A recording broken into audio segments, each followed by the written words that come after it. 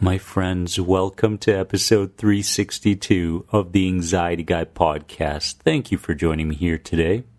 Yes, the Essential Guide to Health Anxiety. My fourth book is coming out on Amazon October 2022. Make sure that you mark your calendars.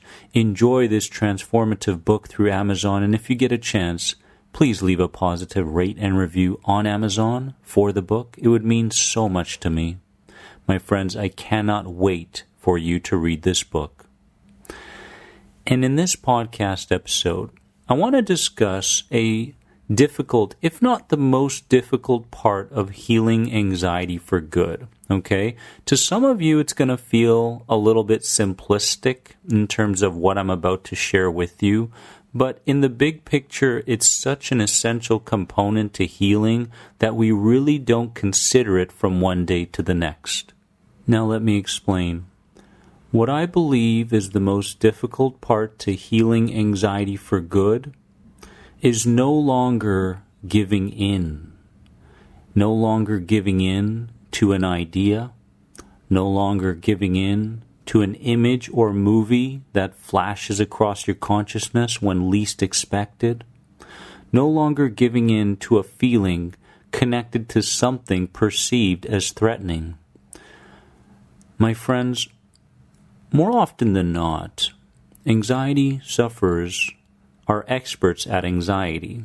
What I mean by that is if someone else who had similar challenges to you came to you looking for guidance and advice, it is highly likely that you would give them exactly what they need, and it would be very, very helpful.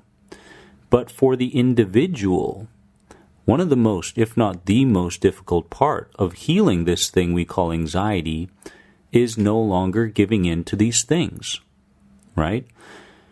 Because there are two directions we must embrace in order to move beyond the anxiety label or identity that we are currently fixated on.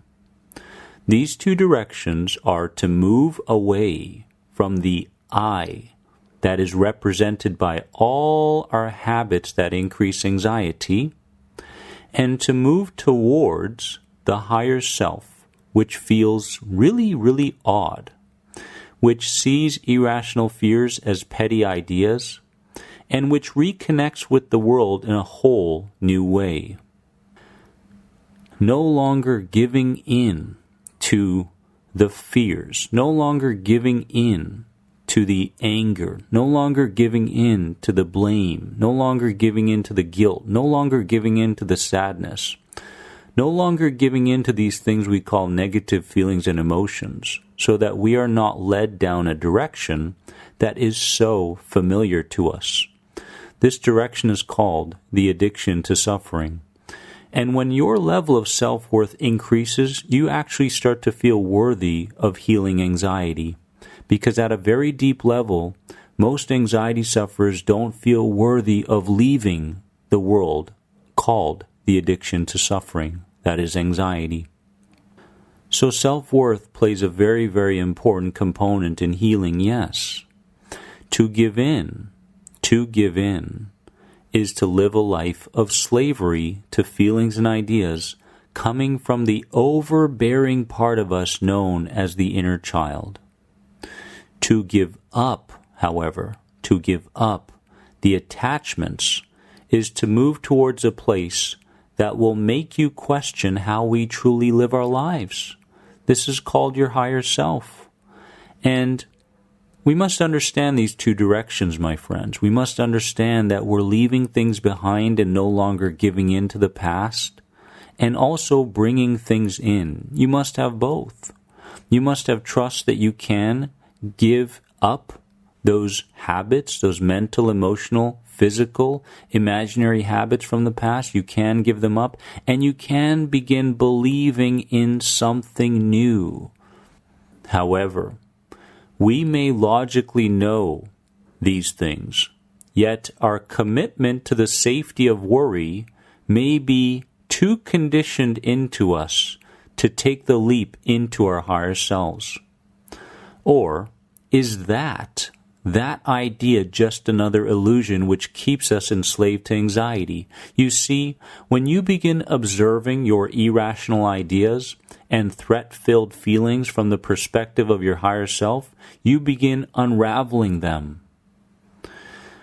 So the key here is to understand that it's a challenge. It's a challenge to no longer give in to the things that bring you anxiety. It's a challenge. My question to you is, are you up for the challenge? Now, the way you answer that question is very, very important. Will you answer that question from the perspective of your inner child or your higher self? Because you get to make the choice. Let me ask you again. Are you ready to no longer give in to those fears from the past? Are you ready to take on the challenge that is to let these things go and bring something new into your life? Because nothing starts before you place an intention, before you plant a seed. You must plant the seed first and then water it each and every day in order to see it grow. So, what this means in essence is that healing is not straightforward. And things that have been familiar in our lives, including ways of acting, ways of being, ways of thinking, ways of speaking, these things are easy to revert back to. It's very easy to be anxious. However, at this point in time, it's not as easy to experience the world from a peaceful perspective. But that shouldn't alter your path. Your path is towards inner peace. Your path is towards your higher self. Your path is to see beyond the past conditioning and programming. That is your path.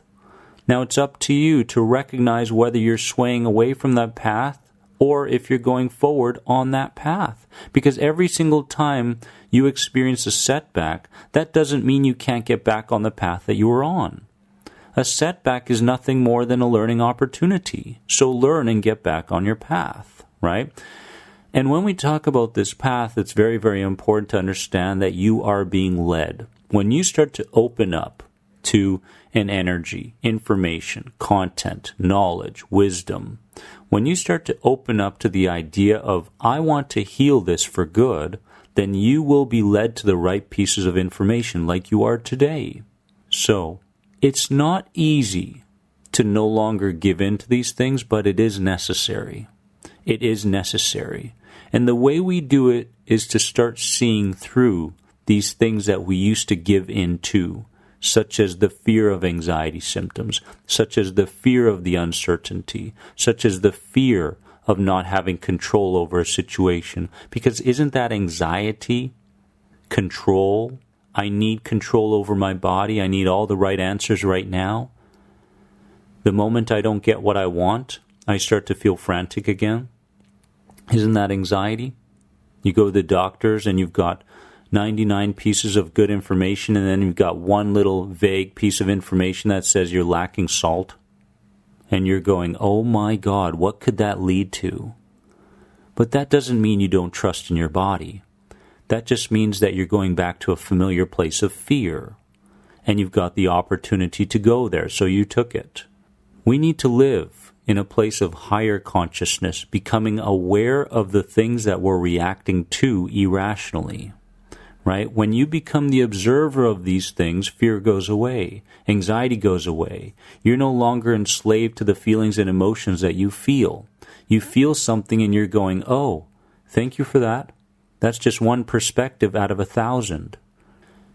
And of course, the body starts to heal itself once the mind gets out of the way. But the mind must get out of the way, right? And when we talk about mind, we're not talking about the mind that actually thinks. We're talking about the mind that replays ideas over and over and over again. And so we're leaving a place of being cautious and we're moving towards a place of being expressive. Okay, expressive in our creativity, expressive in the way we trust, expressive in all these new personality traits that we've suppressed over the years, because that is called healing. My friends, I want to give you something very, very special today, a very, very important piece of advice. Don't wait for the right feelings to come to you. Move into those feelings without anything happening on the outside and watch what starts to happen.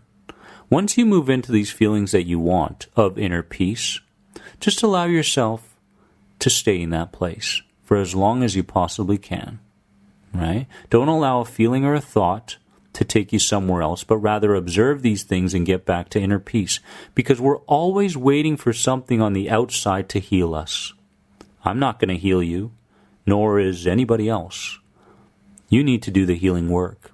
And this healing work is messy. This healing work will make you feel like you're moving through hell. This healing work will bring up and reveal a lot of things from the past.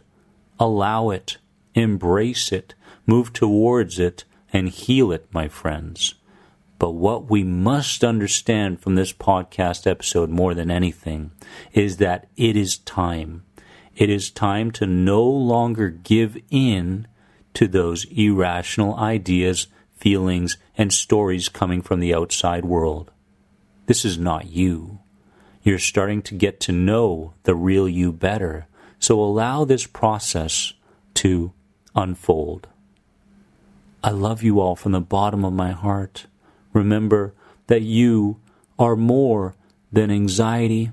My friends, the Essential Guide to Health Anxiety is coming out the first week of October. I can't wait for you to read this book. Please leave a positive rate and review on Amazon once you do. And I'll see you in the next episode. Bye-bye. The most powerful anxiety guidebooks on true anxiety recovery are now available on Amazon. Pick up Beyond Anxiety and F Coping, Start Healing, and supercharge your healing journey today. Also visit www.theanxietyguy.com to connect with Dennis and find the right online program for you. Remember, you are more than anxiety. See you in the next podcast episode.